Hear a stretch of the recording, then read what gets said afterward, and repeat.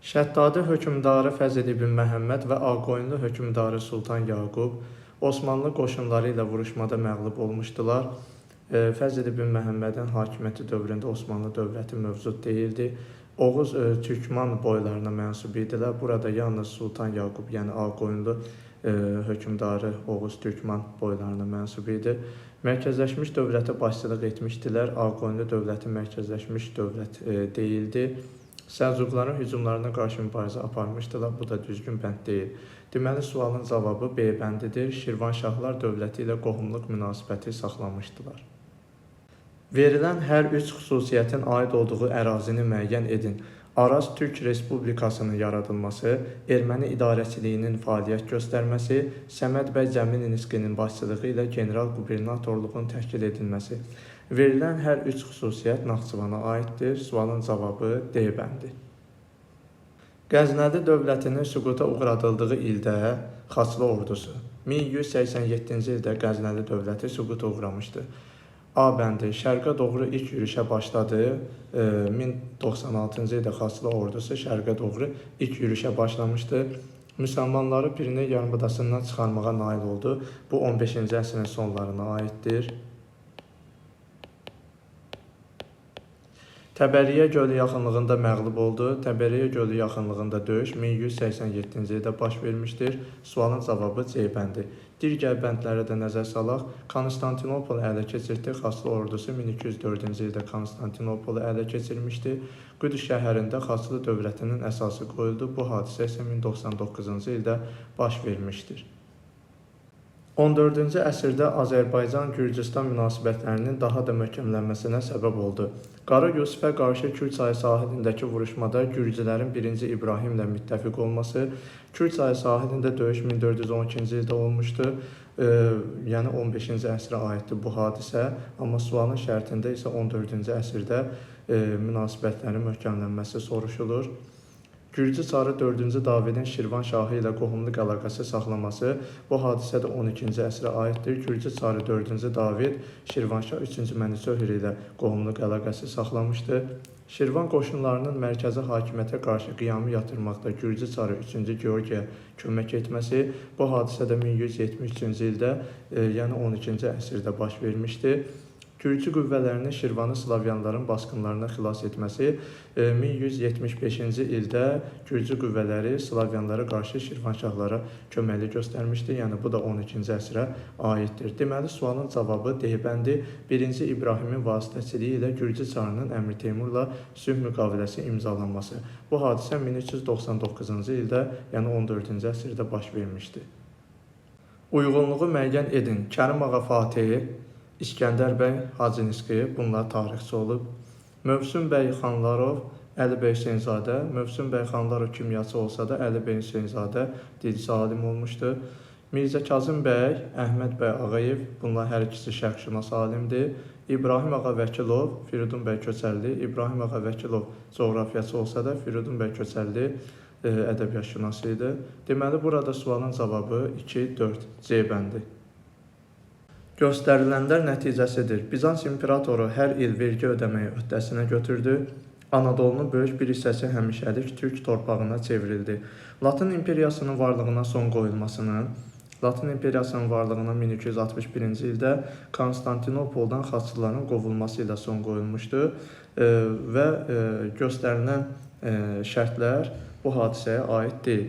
Attilanın Bizans üzərinə yürüşünün, Attila Bizans üzərinə 434 və 447-ci illərdə hücum etmişdi və Attila Anadolunun böyük bir hissəsini ələ keçirə bilməmişdi lakin Bizans imperatorunu hər il vergi ödəməyə məcbur sala bilmişdi.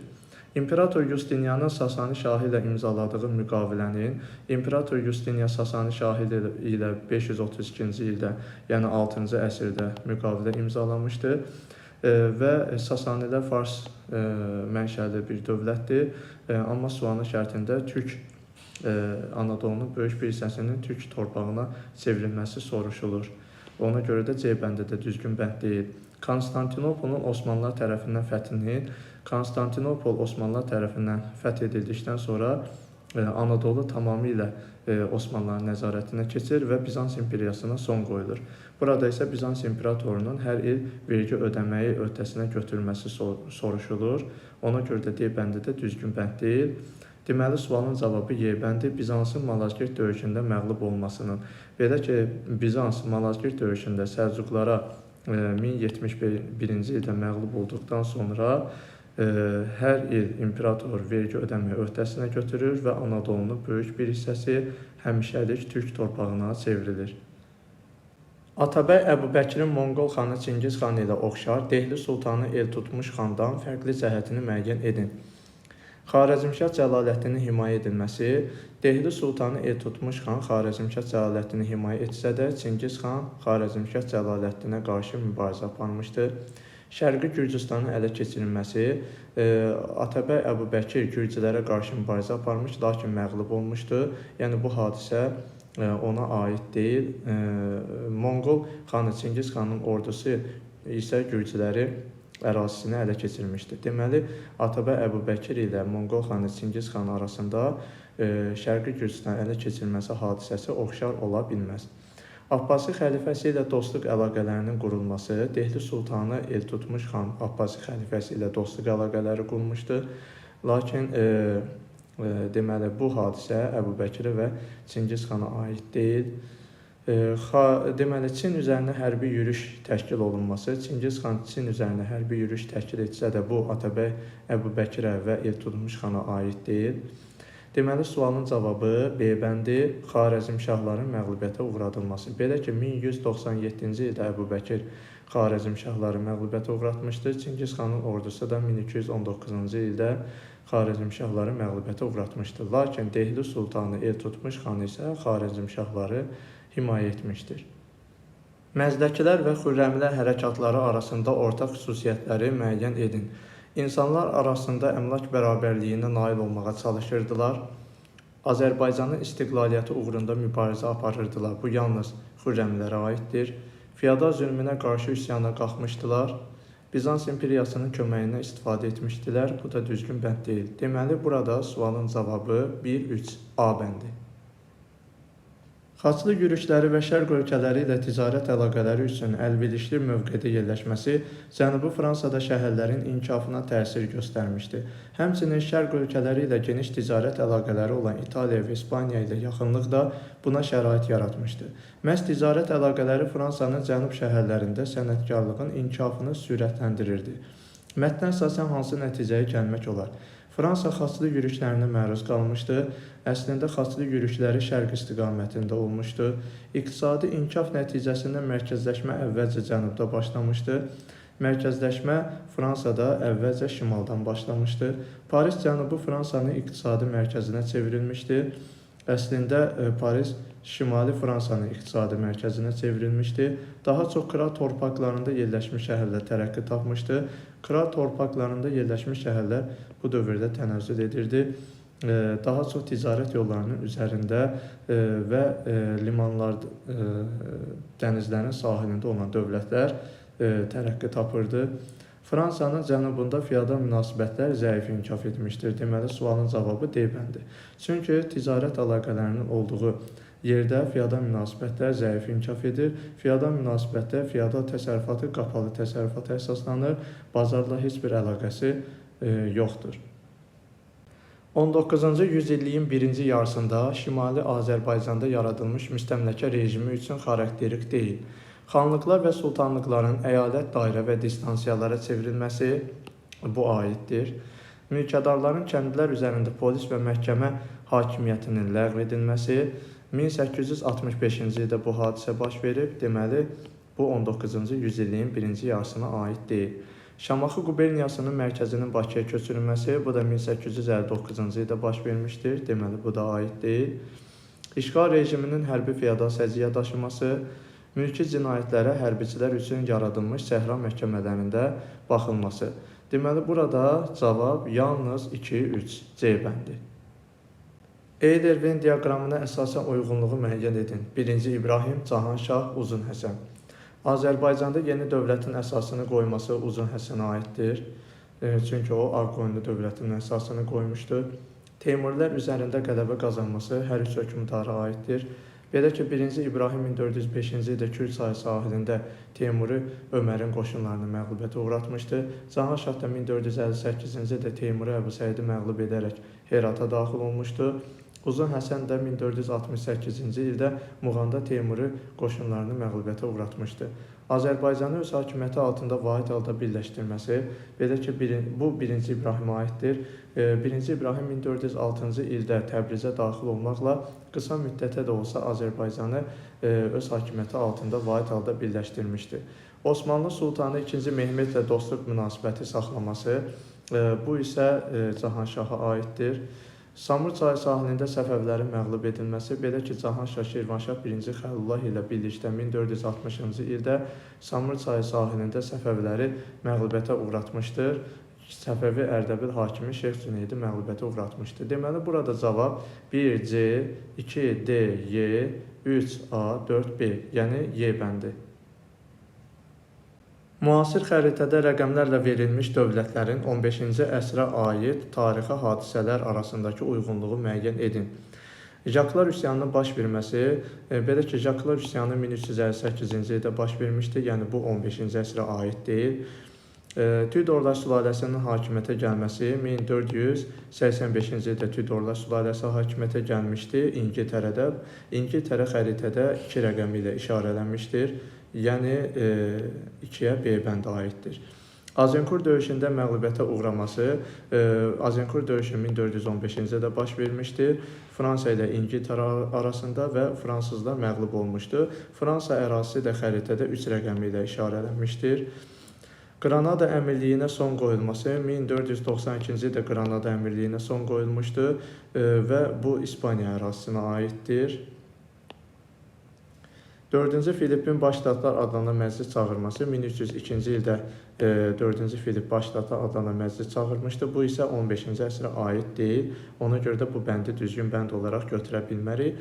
Deməli, sualın cavabı 1D, 2B, 3C, yəni B bəndi. Məntiqi ardıcıllığı tamamlayın.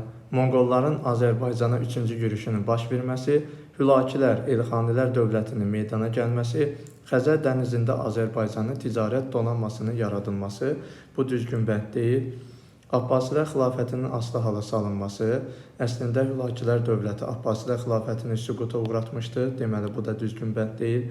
Təbrizin ilk dəfə paytaxt şəhər elan olunması, Hülakilər dövləti Marağada meydana gəlmişdi, Təbriz isə ilk dəfə Rəvadilər tərəfindən paytaxt elan edilmişdi. Xarəzmşah Cəlaləddinin öz qoşunlarını Azərbaycandan çıxarmağa məcbur qalması, belə ki, 1231-ci ildə Monqolların 2-ci yürüşündən sonra Xarəzmşah Cəlaləddin öz qoşunlarını Azərbaycandan çıxarmağa məcbur qalmışdı. Deməli, burada sualın cavabı D bəndi, Azərbaycanda köçəri Monqol feodallarının hökmranlıq etməsi. 1918-ci ilin iyununda AXC hökuməti ölkənin ərzaq təhlükəsizliyini təmin etmək məqsədi ilə ərzaq və bəzi xammal məhsullarının xaricə çıxarılmasına müvəqqəti qadağa qoydu. 1919-cu ildə Dövlət Bankı fəaliyyəti başladı. Milli pul vahidlərinin möhkəmləndirilməsi və onların alıcılıq qabiliyyətinin qorunub saxlanılması hökumətlərin başlıca vəzifələrindən biri idi. Mətnə əsasən AXC-nin iqtisadi tədbirlərinin salon islahatları ilə ümumi cəhətini müəyyən edin.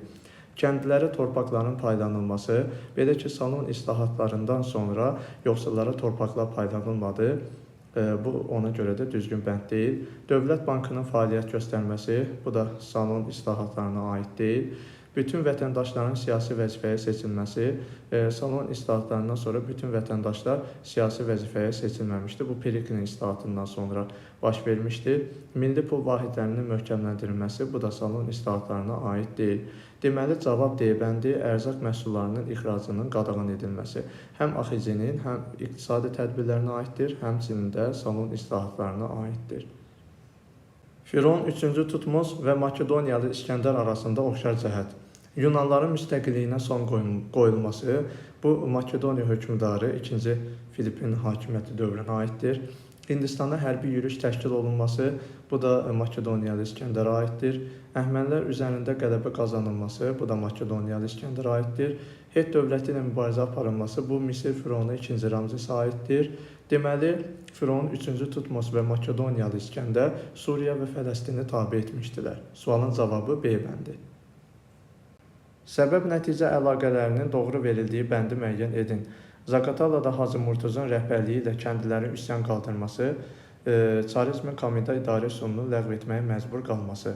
Belə ki, kəndlilərin üsyanı 1863-cü ildə baş vermişdi, Komida idarə üsulu isə 1840-cı ildə ləğv edilmişdi. Deməli, bu bənd düzgün bənd sayılmır. Mazut Konstitusiyasının qəbul edilməsi 1904, Bakı Ağneft Zavod sahibləri ittifaqının yaradılması 1893-cü ilə aiddir. Deməli, bu da düzgün bənd deyil. Seçkili orqan olan Vahid Kənd İdarəsinin yaradılması 1865, müxtəlif kəndli qruplarının vahid adla mülkədar tabelisi adlanması 1846-cı ilə aiddir. Deməli, bu da düzgün bənd deyil. Mədənlərdə buxar mühərriklərinin tətbiq edilməsi, neft sənayesinin fabrik-zavod mərhələsinə keçməsi, Çar hökumətinin məhkəmə və şəhər islahatlarını həyata keçirməsi, burjua təbəqəsinin cəmiyyət həyatının idarə olunmasında iştirakına şərait yaranması. Deməli, sualın cavabı A bəndi. Neolit dövrünün ən böyük nailiyyətlərindəndir. Süni suvarma sisteminin yaranması erkən Tunc dövrünə aiddir. Ox və kamanın ixtirası mezolit dövrünə aiddir. İnsanların süni yolla od əldə etməyi öyrənmələri orta paleolit dövrünə aiddir. Torpağın xış ilə şumlanması isə erkən Tunc dövrünə aiddir. Deməli, burada cavab C bəndi, saxsı qabların hazırlanması. Səlcuq dövlətində paytaxtın Rey şəhərinə köçürülməsində məqsəd. Belə ki, paytaxt Rey şəhərinə 1043-cü ildə köçürülmüşdü. Xaçlıların basqınlarının qarşısını almaq 1096-99-cu ildə Xaçlılar hücum etmişdi şərqə doğru və bu zaman Səlcuqlarla toqquşmalı olmuşdular. Bu zaman Səlcuq dövlətinin paytaxtı Rey şəhəri deyil, İsfahan şəhəri idi. Xorasanı tamamilə asılı vəziyyətə salmaq, belə ki, 1040-cı ildə Dəndənəkan döyüşündən sonra Səlcuqlar Xorasanı tamamilə tabe etmişdilər. Ölkənin şərq sərhədlərinə nəzarəti artırmaq, bu da düzgün bənd deyil, çünki Rey şəhəri qərbdə yerləşirdi Səlcuq dövlətindən, yəni Səlcuq dövlətinin əsası Nişapur şəhərində qoyulmuşdu, Rey şəhəri isə Nişapur şəhərindən qərbdə yerləşirdi. Anadoluda Səlcuq dövlətinin mövqeyini qorumaq, belə ki, 1071-ci ildə Malazgirt döyüşündən sonra Anadolunun böyük bir hissəsi Səlcuq dövlətinin tabeliyinə keçmişdi. Bəs sonuna dövrdə hələ Səlcuqlar Anadoluda möhkəm güclü hakimiyyəti yox idi. Deməli, sualın cavabı Y bəndi, hərbi yürüşləri daha yaxın məsafədən idarə etmək. Atropatena hökmdarı Artabazanın hakimiyyəti dövrü üçün səciyyəvidir. Artabazan eramızdan əvvəl 3-cü əsrdə Atropatenada hakimiyyətdə olmuşdu. Alan tayfalarının basqınlarına qarşı mübarizə aparılması, belə ki, Alan tayfaları eramızdan 1-ci, 3-cü əsrlərində deməli, hücum etmişdir. Bu düzgün bənd deyil. Franspa şəhərinin Romalıların mühasirəsindən xilas edilməsi eramızdan əvvəl 36-cı ildə baş vermişdi bu hadisə. Midiyalı Baryaksin üsyan qaldırması eramızdan əvvəl 327-ci ilə aiddir və bu dövrdə Atropatena dövləti mövcud deyildi. Karra döyüşündə Roma ordusuna məğlub olması eramızdan əvvəl 53-cü ildə Karra döyüşü baş vermişdi. Deməli, bu da düzgün bənd deyil. Eramızdan əvvəl 3-cü əsrdə, yəni Artabazanın hakimiyyəti dövrünə aid olan hadisə Selevki dövlətindən asıllığın qəbul edilməsidir. Yəni, Atropatena dövləti eramızdan əvvəl 3-cü əsrdə Selevki dövlətindən asılı vəziyyətə düşmüşdür. Sxemi tamamlayın. Böyük azadlıqlar xartiyası. İri fiyadallara geniş hüquqlar verildi. Şəhərlərin mövcud azadlıqları təsdiq edildi. Bütün əhali kral məmurlarının hədsiz cərmələrindən qorunmalı idi. Bu düzgün bənd deyil, çünki yalnız azad əhali kral məmurlarının hədsiz cərmələrindən qorunmalı idi. Kral özünü Papan vassalı elan etdi. Bu, Böyük Azadlıq Xartiyası imzalanmasına daha əvvəl baş vermişdi.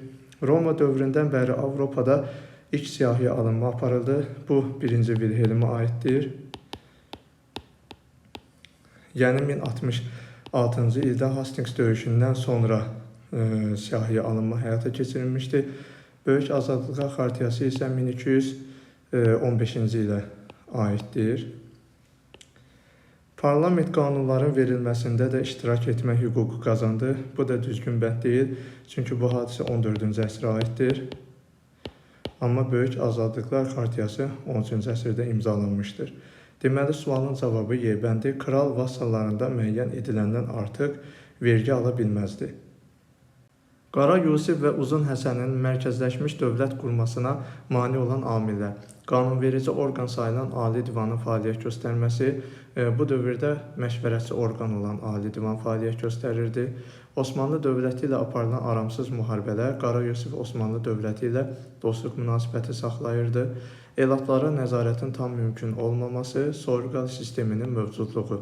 Deməli, sualın cavabı C bəndi. Daha əvvəl baş vermişdir. Osmanlıların Niqboli döyüşündə qələbə qazanması 1396, 100 illik müharibənin başa çatması 1453, Əmir Teymurun Dehli Sultanlığını tabe etməsi 1398, İngiltərədə ilk dəfə olaraq parlamentin çağırılması 1265, Xaçların Konstantinopolu qarət etməsi 1204-cü ilə aiddir. Burada daha əvvəl baş vermiş hadisə Y bəndidir. 14-cü əsrin 50-ci və 80-ci illərində Azərbaycan tarixi üçün xarakterikdir.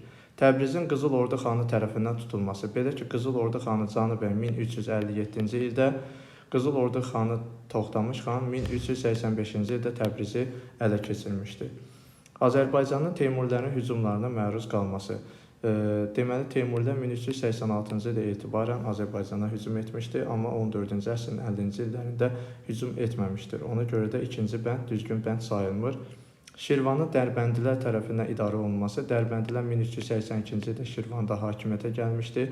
14-cü əsrin 50-ci illərində Dərbəndilər sülaləsi hakimiyyətdə deyildi. Cəlalilər sülaləsinin Azərbaycanda hökmranlıq etməsi, belə ki, 1359-cu ildən 1410-cu ilə qədər Cəlalilər sülaləsi Azərbaycanda hökmranlıq etmişdir. Deməli, burada sualın cavabı 1-4. Axund dövlətindən fərqli olaraq Ərəb xilafəti Sasanilərə qarşı mübarizə aparmışdı. Bu hər ikisinə aiddir. Xəzər xaqanlığının orduları ilə toqquşmuşdu, Ərəb xilafətinə aiddir. Çünki Axund dövlətinin mövcud olduğu vaxtda Xəzər xaqanlığı mövcud deyildi. Şimal-Qərbi Hindistanın bir sıra ərazilərini ələ keçirmişdi. Bu hər ikisinə aiddir. Bizans torpaqlarını fəth etmişdi. Bu da Ərəb xilafətinə aiddir. Deməli, burada cavab 2-4. Xəritədə işarələnmiş dövlətin Qaraqoyunlu dövləti ilə bağlı münasibətlərinə aiddir. Xəritədə Şirvanşahlar dövlətinin ərazisi işarələnmişdir. Kür çayı sahilində hərbi toqquşmanın baş verməsi, belə ki, Şirvanşahlar dövləti ilə Qaraqoyunlar arasında 1412-ci ildə Kür çayı sahilində döyüş baş vermişdir. Qara Yusif ilə birlikdə Əmir Teymura qarşı mübarizə aparılması bu düzgün bənd deyil. Cahanşahın dövründə tərəflər arasında gərginliyi aradan qaldırılması, belə ki, Qaraqoyunlu Cahanşah Şirvanşah hökmdarı 1-ci Xəlilullah ilə Səfəvi Ərdəbil hakimliyinə qarşı birləşmişdilər. Qaraqoyunlu dövlətinin asılı vəziyyətə salınması, bu isə düzgün bənd deyil. Deməli, burada cavab 1-3. Xronoloji ardıcıllığı müəyyən edin. Cənubi Azərbaycanda məşrutə hərəkatının baş verməsi 1905, Bakı-Tiflis dəmir yol xəttinin işə salınması 1883, Ərzincanda Cənubi Qafqaz Komissarlığı ilə Osmanlı dövləti arasında müqavilə imzalanması 1917, Yelizavetpol quberniyasının yaradılması 1868-ci ilə aiddir. Burada xronoloji ardıcıllıq 4, 2, 1, 3. Uyğunluğu müəyyən edin. Dehli Sultanlığı, Osmanlı dövləti, Qızıl Ordu dövləti. İri məmurlara ziyamət adlanan torpaqların verilməsi Osmanlı dövlətinə aiddir. Kulikova döyüşündə məğlubiyyətə uğraması Qızıl Ordu dövlətinə aiddir. Cuzi nəslindən olan xanların hökmranlıq etməsi, bu da Qızıl Ordu dövlətinə aiddir. Xəlizlər sülaləsi tərəfindən idarə olunması Dehli Sultanlığına aiddir. Bizansın Anadolu torpaqlarından qovulması, bu isə Osmanlı dövlətinə aiddir. Deməli, sualın cavabı 1-D, 2-A-Y, 3-B-C. Bolqar dağının ətəyində sükut vardı. Osmanlı ordusunun çadırları səhərin işığında gümüş kimi parıldayırdı. Sara Xatun Sultan Mehmedin çadırına daxil olanda hər kəs ayağa qalxdı. Fatih ağ libaslı bu qadına baxaraq başını bir qədər qabağa əydi. Onun qarşısında bir elçi yox, bir ana dayanmışdı. Fatih, Xatun ana, uzaq yoldan gəlmisən, sözünü açıq de. Sara Xatun, sözüm uzaqdan gəlmir, sultanım. Qonşu torpaqdan, amma qohum ürəyindən gəlir. Trabzon sarayı bizimlə qan bağındadır. Mən səndən mərhəmət istəyirəm, sülh istəyirəm. Fatih sükuta büründü. O bir anlıq bu qadının səsində anasının səsini eşitdi. Qarşısındakı qadının hər kəlməsi bir nəslin məsuliyyətini daşıyırdı. Fatih, ana, mən Trabzona ədalətlə girəcəyəm. Sizə isə qılınc deyil, dostluq göndərəcəyəm. Sara xatunun baxışlarında nə qorxu, nə də zəiflik vardı. O bilirdi ki, bu görüşdən sonra Ağqoyunlu torpaqlarına Osmanlı qılıncı toxunmayacaq. Bir qadının sözü bir ordunun yolunu dəyişmişdi. Mənbədə bəhs olunan dialoq əsasında Sara xatunun iki məqsədini qeyd edin. Osmanlı sultanı ilə sülh bağlamaq və ya Osmanlı dövləti ilə sülh bağlamaq, Sultan II. Mehmedlə sülh bağlamaq, yəni bu cür ehtimal olunan doğru cavab ola bilər. Və yaxud da 2. Mehmedi Bayandurlularla müharibə etmək fikrindən daşındırmaq. Yəni bu bir məqsəd. İkinci məqsədi 2. Mehmedi Trabzon üzərinə yürüşdən çəkindirmək və ya Osmanlı qoşununun Trabzonu fəth etməsinə imkan verməmək və buna uyğun ehtimal olunan digər doğru cavablar. Sülh danışıqlarında Trabzon ilə qohumluq əlaqələrini əsas gətirən Sara xatun nəyə nail oldu? Trabzon xəzinəsinin bir hissəsini 2. Mehmeddən ala bildi və buna uyğun ehtimal olunan digər doğru cavablar. Ağqoyunlar üçün Trabzonun əhəmiyyətini göstərən mənbədə verilməyən fikri qeyd edin. Mənbədə Ağqoyunların Trabzon ilə qohumluq əlaqələri göstərilmişdi və buna görə də Ağqoyunlar üçün Trabzon əhəmiyyətli idi. Mənbədə verilməyən fikirlər isə bunlardır. Trabzon Ağqoyunlu tacirlərinə Avropa ölkələri ilə birbaşa ticarət əlaqələri yaratmağa imkan verirdi və ya Trabzon Ağqoyunlu tacirlərinin Qara dənizə mühüm çıxış məntəqəsi idi və buna uyğun ehtimal olunan digər doğru cavablar.